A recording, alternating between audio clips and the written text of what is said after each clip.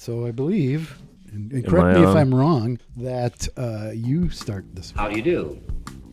We're about to unfold the story of Frankenstein meet the Wolfman. Who could have done this terrible thing? Could it be the monster again?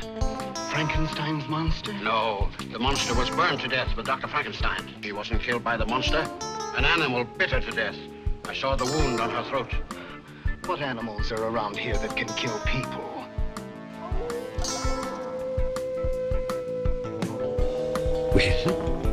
We've warned you. You've been warned. Welcome back to Frankenstein Minute, the podcast that dissects the Minnesota. I don't know why I don't know what's happening.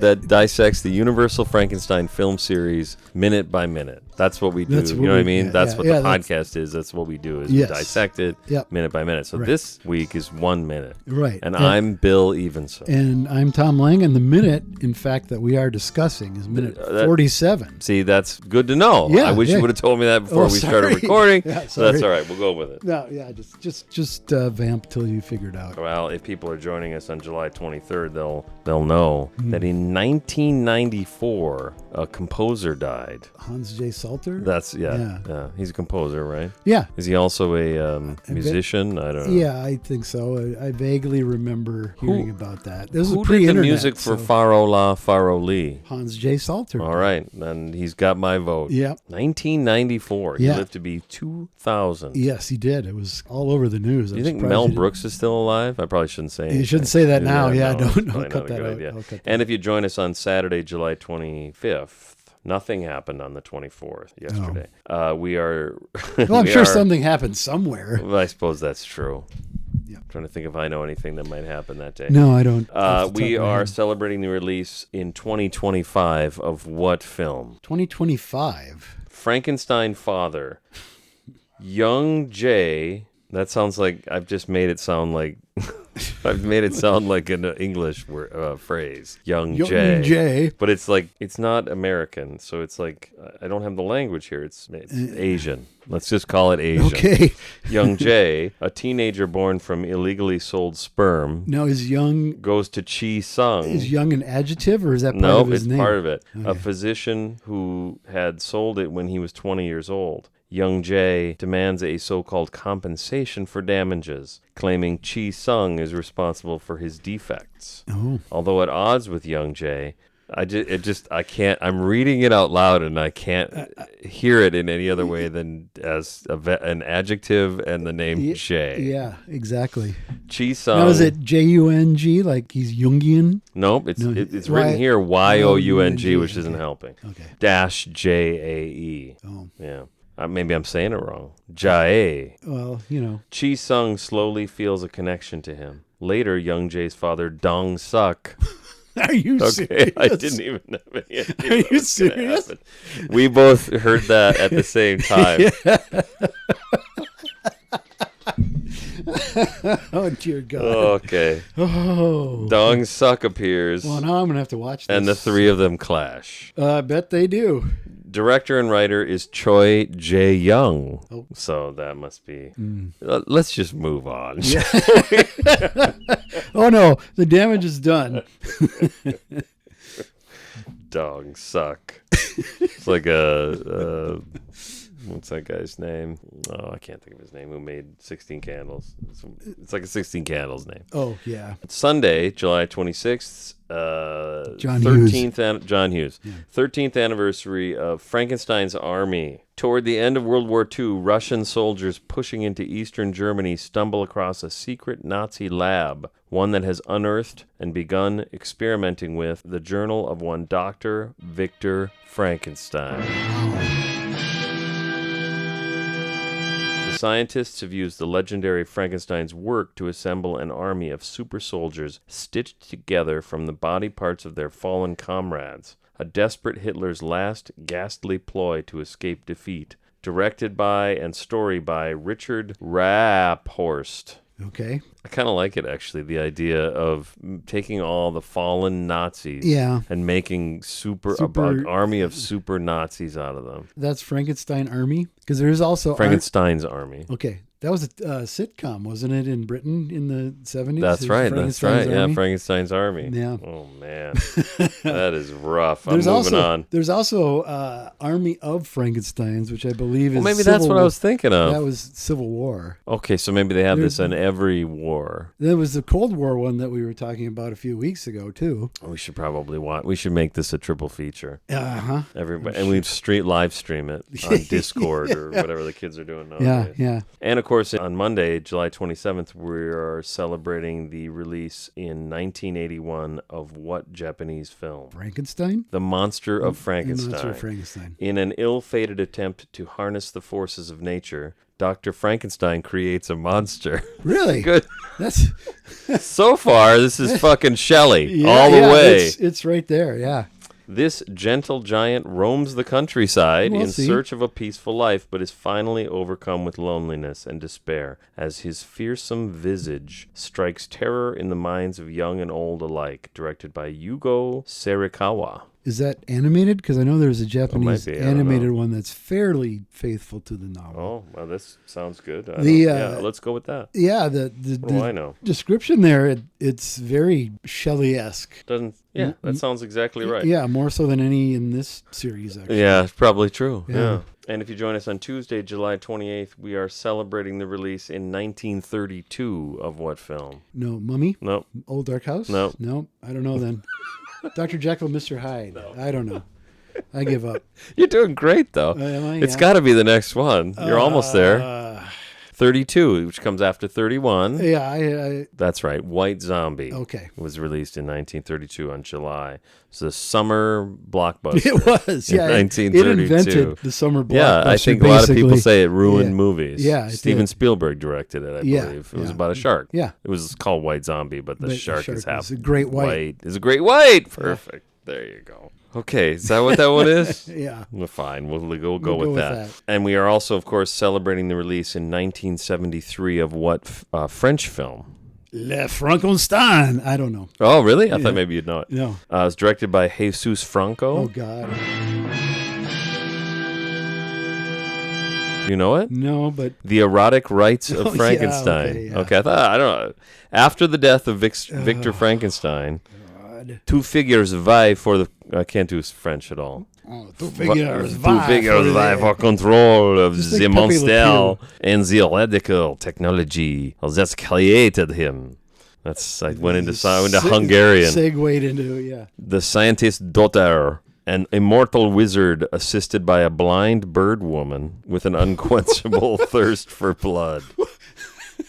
I don't remember a bird. And it's erotic. Did I mention that? Yeah, I've seen it. Is this one of those titty movies? What are they called? Nudie Cutie? Nudie Cuties? It's Jesus Franco, so it's a steaming pile of shit. Okay. Is he French? I think it was Jesus Franco sounds Spanish. He was from Spain. That's because right. he's like, Francisco Franco. Yeah. Do you have an update on the state of Francisco? Never mind. Generalissimo. That joke I just couldn't. Yes, Generalissimo Francisco Franco. Yeah, no. Well, it's a Frankenstein podcast, so maybe he's back. He could be. I haven't heard, but I haven't looked at the news today either. So on Wednesday, if you join us on Wednesday, July 29th, we are celebrating the birth in 1876 of which actress? Mm-hmm. She's not a witch actress. I was like, I know it's question. not Elizabeth Montgomery because she was born much later than that. Much later. 1876, famous for her work on the stage, and I believe was, I don't know, this is my memory, so maybe right. People will know how much they can trust the information in our podcast. I think, who's the guy who started the Actors Studio? Lee Strasberg? I believe she trained Lee Strasberg. Well, this would be Maria Ouspenskaya. Oh, so I did get it right. Yeah. All right. Maria Ouspenskaya, who eagle-eyed viewers will note has disappeared from this film. Well, not completely yet. Not yet. Not completely. But she kind of has already. Yeah, pretty much. And if you are joining us on that day, you are also celebrating the release in 1966 of which kaiju film? Oh, my gosh. 66. 66. Oh. It's a sequel to a Frankenstein movie. Oh. Would this be War of the Gargantuas? Didn't we talk about that? Gyra, a humanoid sea beast spawned from the discarded cells of Frankenstein's monster, attacks the shores of Tokyo. I thought we just talked about this. Yeah, maybe. Maybe I got my dates wrong. Okay. AI probably fucked me over again. I don't remember AI for this, but maybe it was. Maybe this is when it came out in the U.S. While the Japanese military prepares to take action, Gyra's gargantua brother Sanda descends from the mountains to defend his kin. A battle between good and evil ensues, leaving brothers divided in a city in ruins. And, of course, one of Brad Pitt's favorite That's films. what you said, yeah. Directed and screenplay by Ishiro Honda, although also credited characters by Mary Shelley. It says that, yeah. Dr. Yuzo Mamamiya, played by Kenji Sahara from many of these films, and Dr. Paul Stewart, played by David Cross's father-in-law. Russ Tamblyn, yes. Russ Tamblyn. And that's it. Okay, Do you think they watch that? Do you think Every, David Cross and the family, they sit around and watch together. War of the Gargantuas? I don't think Tamblyn I hope so. I don't think he was too fond of it. Larry stares, mouth agape, at something or someone off camera as people murmur and disperse. They're baffled, of course, by this buffoon. Is this out of the script? This is great stuff. It's my that's your interpretation, having watched it That's like great. 40, 50 times. Yeah, That's great. Oh, thank you. So how does this work? Do you write that and then you write notes about it, or do you write it all at once? I have other notes that I jot down here and there. I see. And then kind of... These are your compiled notes. Yes. Then I will, as I watch it for the umpteenth time, put them in a more organized state. I should try this method of organization. Yeah. Well, I have nothing now, obviously. Oh, sorry. It's just a mess. Sorry.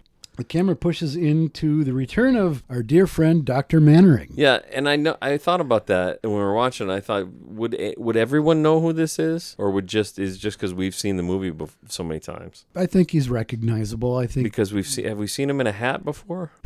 They should have had a stethoscope on him. Yeah, he had a hat. I think when they went to the Lanwelly, when they went to Lanwelly, the crypt. Yeah. Okay. All right. Yeah. He's just not that. He just seems like a regular dude. Nondescript. I mean, it's recognizable as Patrick Knowles, so okay. You know, I still fall back to that thing on Mystery Science Theater. I think it was a Coleman Francis movie where two white guys in white shirts and dark pants fight, and it's like, I don't even know who anybody is. Oh, I think that was Ed Wood, Sinister Urge. Oh, was it? Yeah, oh, okay. Yeah. Cool. And one of the guys is Ed Wood, actually. Yeah. Oh, wow. Yeah. Well, shit. Now I gotta go watch that. No, you don't. Mystery Science Theater's coming back. They finished filming. Did they? Yeah. Okay. Once I heard that Joel sold all his interests in it, I lost all of my interest. And then I gained some interest, which was interesting because I would not have expected that. I was always a Joel guy. Yeah. But now I'm kind of like, wow, that's going to be a continuation of the characters from the show. Right. Which I didn't care about when they were on the show, but now I'm suddenly invested. I mean, and they brought back Trace to do a bunch of stuff, work on the show. Yeah, that's cool. He crosses to face Larry. The camera tracks with him. We see Elsa. It's good. It's a good camera piece. The way they reveal him and then push in and then follow him over. Yeah. Yeah, and we see Elsa looking very skeptical in the background. Once again. Like, still. Good evening, Mr. Talbot. He says very the opposite of menacingly. Yeah, not menacingly, but it's not very friendly either. That's true. With some authority. Very formal. Yeah. With some authority and formal. Yes. Yeah. And Larry's like, "Oh, I beg your pardon there." He does say that. You must be mistaken. My name is Taylor. Wink, wink. Don't tell the blonde. Because there's no way at this point. I mean, you can judge by his reaction in last week's episode. Yeah. I don't know. People watch along with it. Other than the maniacs or whatever they're called, the wise asses. Wise asses. The maniac level. Maniac tour tier coming soon. Yeah. He's clearly like, oh, fuck. Like, this can't. The jig is up. Again, I fall back on this a lot, but that movie, The Stepfather. Yeah. This is kind of like that scene my favorite scene in The Stepfather, where so if people don't know the point of the plot of The Stepfather. The stepfather is a nice guy who just wants to have a nice family, and so he woos women that have a family so they can have a family together, and then things just don't work out. So then he starts looking for another family and another another place to live where he can have another family. And then, of course, he has to kill Just to murder the original yeah, family. yeah. So he's being found by one of the previous family members' brother, I guess, his ex-wife. I don't know if his ex-wife. Former brother-in-law. He's a widower, I guess, the stepfather. Yeah. And his wife's brother. His brother-in-law. Russ Tamblyn. Yes. No, that's something Yes, else. Finds him, and I just love that scene when he confronts him and he looks at him and he's like, "Oh, hey," so and so. Like he's confused briefly. Yeah. Because if that's the way you're going to live your life, is slaughtering your family and starting a new identity somewhere else, you're bound to get confused. And he actually at one point says, and I saw this on a movie poster, so I'm not the only one that thought this line was great. This is actually on the movie poster, which I think wrecks it. But the line he says is, "Well, wait, who am I here?" I just always love that line. Yeah. And then I saw a movie poster for The Stepfather said, "Who am I here?" I'm like, you fucking ruined the whole movie. Yeah. And that's what's happening here. Is he's the stepfather. There's not much difference. Larry is the stepfather. I mean, he hasn't murdered his entire family, but he's come Did he close. kill anybody in his family? No, he was killed by someone. He was in his killed, family. yeah, his father. And then he killed Jolly. Yeah. Eddie Jolly. Freddie Jolly? Freddie Jolly. Jolly Freddie. Jolly Eddie. Jolly Rancher. Jolly Roger. Any more? I can keep going. No, that's it. That's it? I don't know. Okay. Well, there's more in the... Okay, no, I think we're good. Okay. Oh, wait, no, I guess I do have more. Well, I don't know. What are you going to say next? I know you by the name of Talbot. Lawrence Okay. Talbot. You carry your identification on your forehead. Forehead. Yeah. I know. It's a great, I mean, it's such a British pronunciation. Yeah, forehead. Forehead. It works great. Yeah, it's great. I really Like Patrick Knowles. Knowles in this film, yeah. Yeah. And he goes to reach, he points points at his forehead. Forehead, and Larry grabs his hand and pulls it away. Yeah. Or pushes it away more. Now, to the point. which I think is great, because then we watch, it's much like when we watch Ilona Massey's realization that Larry's not having a good time. Yeah. You just watch it all fall apart. It plays out on his face Yes. that there's really no point in keeping this going. Your charade isn't fooling anybody anymore. This whole Taylor thing was nonsense. so brilliant. Yeah. 90 seconds ago, I was a genius. Who would have ever thought this would unravel so quickly? Lawrence Taylor from Oklahoma.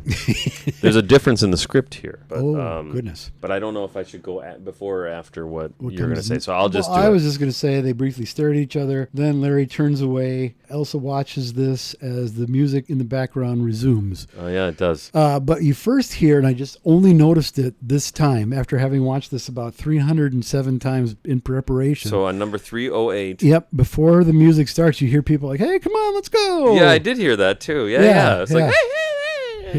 Yeah. That's kind of cool. That Anyway. is kinda nice. In the script, Harley, whatever, Mannering says, if you're not keeping up, Harley was the name in the script. They changed it to Mannering. Yes. I know you by the name of Talbot. You carry the identification on your forehead. Turning to Elsa, he points to the scar below Larry's hairline and adds, "Pardon my intrusion. You see, I performed that operation. I recognized my own handiwork." Which is fine. That would be kind of fun. Fun, yeah. I guess I like this better because I like that moment where it plays on Larry's face. Yeah, I think so, because we have a two-shot of them. Yeah. And so we see them both, and Mannering is like unwavering in his, I know who you are, jig is up. Right. And Larry is just starting to fall apart. I mean, you can almost hear the sweat starting to form on his forehead. But it's interesting, too, because Mannering is not affected by that he's using this other identity, Taylor. No. Because he knows Larry is a nut. He's a. Well, we'll see that play out in the next few minutes. He's too. really just unaffected by most things for a while. Until then, he's really really affected. Yeah, we're just kind of waiting for this guy to blow. I guess that's what this movie really. That's what the movie's about. It is waiting really for Mannering to fucking just pop. Larry leads Mannering to the table. Baroness Frankenstein, Dr. Mannering, Baron Frankenstein. A little night at the opera. And then, I was gonna do Love and Death. Yeah. No, you're. Yeah. Woody Allen keeps bowing. Yeah. Well, that's what happens in. No, you're Dr. Mannering. Yeah. In Night at the Opera. Was that where you got it from? Probably. That's where I got that from, but, No, but I it mean could be where Woody Allen, Allen, possibly, probably. Yeah, I guess that's probably a normal thing, but I attribute it to Love and Death, which came out in 1975, and maybe 50 years from now, somebody will attribute it to this episode of Frankenstein Minute. Yeah, let's hope. Mannering bows. She says, "How do you do, Dr. Mannering? Would you sit down?" She's very nice. She is. She's very polite about it. She is. And she says it in a kind of a thick accent. It's more like, "How do you do? How do you do? How do you do?" All right. Thank you. He and Larry sit down. Larry kind of awkwardly.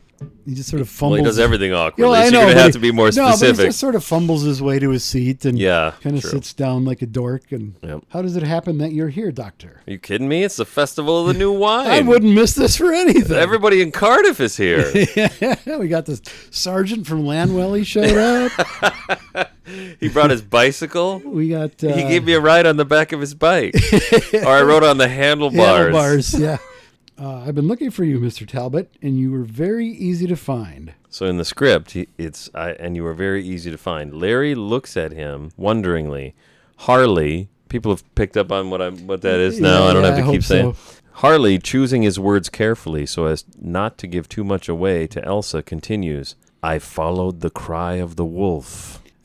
He says that in the script. Okay. That's a little too poetic or too... It's all fucked up. I mean, especially he's on the nose. So as not to give too much away to Elsa. Well, him not saying that at all, it works better. Because then the next part is normal. It's everything you're about to say. Yeah, he says, and you were very easy to find. He removes his wallet from his breast pocket. Newspapers told me where to look for you. Yeah. And he's got actual newspaper clippings. Or do we not know that until next Not week? the next minute. Oh, okay, all right. Well, fuck it. Larry kind of glances at Elsa. There's a nice, lovely close-up of her. She looked kind of back and forth between the two, like, what is happening here? You know, now that you say that, I did notice that Larry looks to Elsa, because when we were watching it now, I watched Cheney to kind of, you never know what you're going to get. So I was kind of like, what happens there? And that's exactly right. He kind of looks at her like, oh, shit. Okay, all right. Well, yeah, he did do brain surgery on me. I don't really know him. Yeah. Wait. What was that? Got any more questions, wise ass? Where did we... I think you just heard something. I just heard something. It was sound that we heard. Got any wise ass comments? Wise asses brought to you by Patreon. What's that? Why, that's where you go to patreon.com/Frankenstein Minute. Is that a website? It is a website. Here we go again. Yeah, see, all right. Can you do that on your phone? For those of you listening at home, this is the second time through this. Can you do that on a rotary phone? I don't think you can do it on a rotary phone. Okay. I don't think you can do it on a push button. Why don't they have that option for phones? I can't be the first person to think of that. You'd want a rotary option on your phone where you just drag your finger around. Because that would be the most annoying thing ever, and it wouldn't work ever. Yeah, that's why. No, it is a website, and what you can do is sign up at the friend level, which will get you...